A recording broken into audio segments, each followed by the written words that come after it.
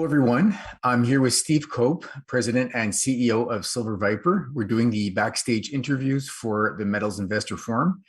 Steve, thanks for taking your time today to dig a little deeper on Silver VIPR. Yeah, thanks, Peter. It's always a pleasure. I look forward to it every time on the back end of these metal investor forums. Absolutely. So, Steve, why don't we jump right into it? In May, Silver VIPR put out a resource estimate that was actually quite impressive, came out at 49 million silver equivalent ounces. Can you tell us a little bit about that? And then maybe we can talk a little bit about how you'd envision eventually mining this silver. Yeah, I mean, we were thrilled. It certainly exceeded the guidance that we had been giving leading up to the resource. I was cautiously optimistic that the number could become that, but anytime an independent is, putting in the strict, parameters that they do on those resources, you always want to see your project hold together. And I know our geologists were especially thrilled that the number was that high because they're even more pessimistic often than I am. But no, we were very happy. And I think what was the most exciting was, El Ruby and the open pit resource at El Ruby, because that certainly is a great starting point for the project.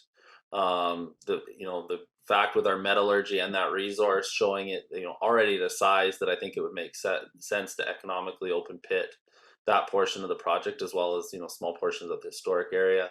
It's a great start, but it's just a start. That was the maiden resource on the project. We've got lots of additional targets and lots of room to continue to expand that resource, both in open pit and starting an underground resource at El Ruby. So big potential going forward, even with the existing sort of flagship. Tell us. It sounds like you just said. It looks like you're expecting this would eventually be developed as an open pit. Why is that important for investors to understand and better comprehend, I guess, overall?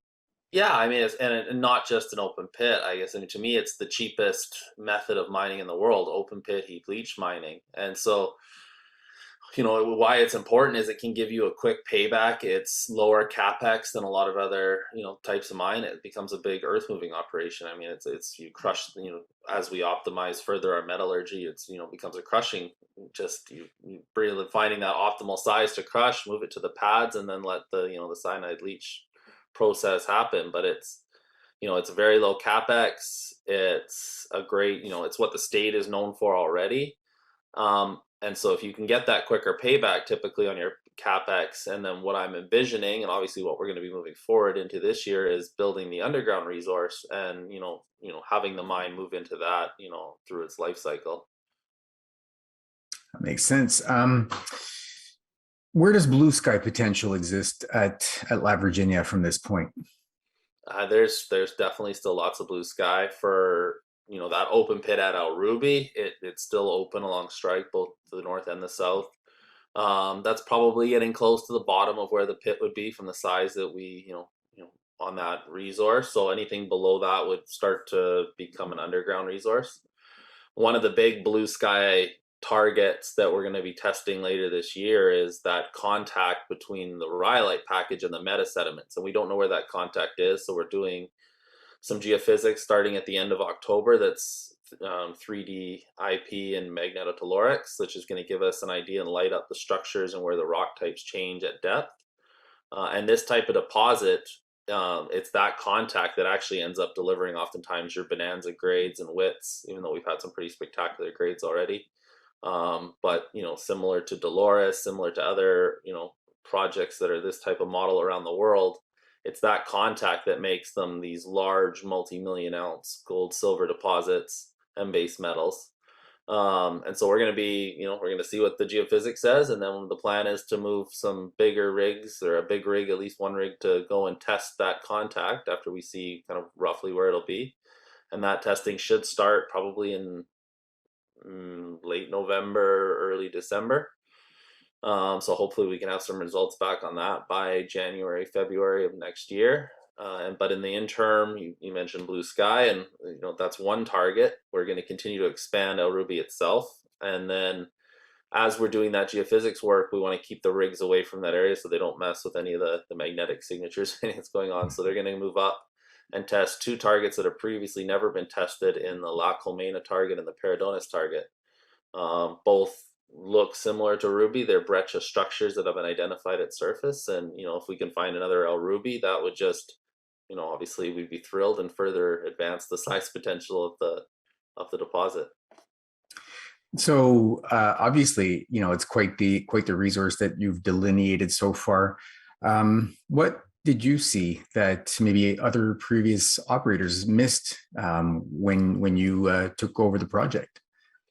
Yeah, I mean one of the things that got us excited when we looked at the project was, they had focused on such a small portion of this large land package, and they hadn't even gone up and mapped or sampled or done anything on most of the northern half of the project. So, our team, and I credit our geology team with this, they went down and right off the bat they saw El Ruby and said that's our number one target, just from walking on the ground, for the first few days. And I don't know, I can't speak to what mine finders and Pan American were thinking when they were on the project, other than they were having success where they were. I know they were using large track mounted rigs and bulldozing in roads, so there probably was some aspect of just logistics and saying why bother going and focusing on some of this other, or looking at it when we can stay down here at the La Virginia, Com Virginia, and Las Guatas areas. But I mean, it was just doing the work. It was going in there and putting the groundwork in, doing the hikes and, running the systematic, geochem programs across that northern part of the project.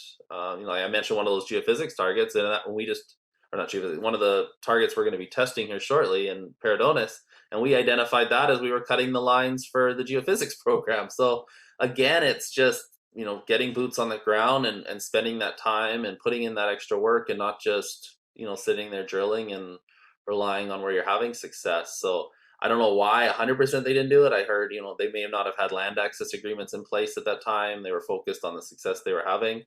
So, probably a bit of luck that we were able to get involved when we did. But, it's just, we were lucky that it had never been done. And, now we're doing that work. Okay, so maybe sort of one last thing to cap things off. I've heard you mention a few times in presentations recently that you're getting some interest from some majors who are, I guess, calling and poking around and asking questions. And I realize that what you can say is limited on that front. But what can you tell us about where that's led so far? Yeah, we definitely have a number that are under CA. They've been diving into the database, and they've been very adamant that they're following along. A number have said, one of the ongoing themes has been these mining companies that don't have a mine in Mexico. They've, especially ones that have been focused more on other parts of Latin America, and they're getting scared jurisdictionally of where their mines are located. And they've, like us, agree that Sonora is one of the best places in the world to mine. It's a very, solid jurisdiction with very, a history of mining. It's number one gold producing state in Mexico, number 3 silver producing state. So they're interested of trying to get to these lower risk jurisdictions, and obviously there's not a lot of companies out there, for these silver producers that have exposure to silver, that have, quality assets with a solid resource.